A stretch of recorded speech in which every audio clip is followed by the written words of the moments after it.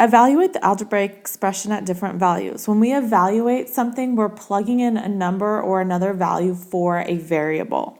So this first problem, we're going to evaluate this expression at different values.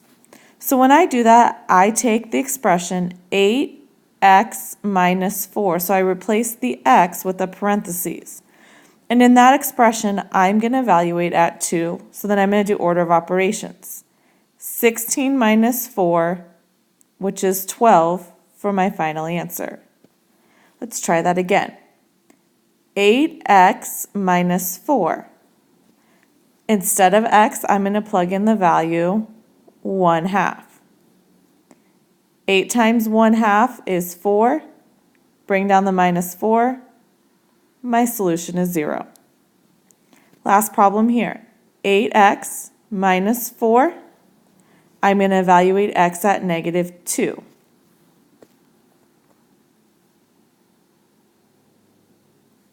Order of operations, that gives me -16 minus 4, which is -20.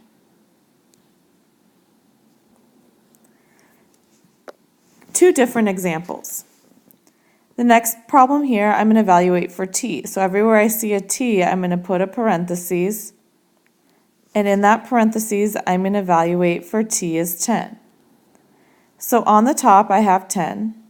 On the bottom, order of operations, 2 times 10 is 20, minus 1. So from there, I have 10 over 20 minus 1, which is 19. It says,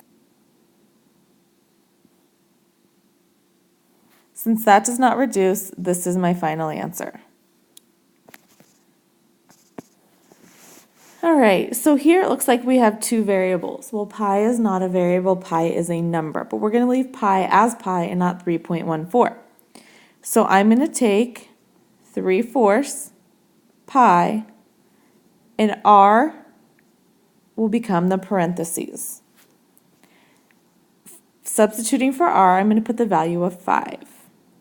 So I have 4/3 pi times 5 to the third, which is 5, times 5 times 5. So 25 times 5 is 125.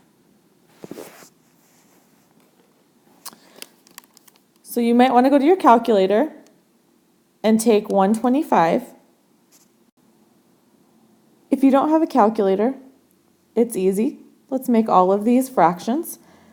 So 4 times 125 is 500, and I still have a pi on the top. On the bottom, 3 times 1 times 1, and there's my final answer. Not reduce.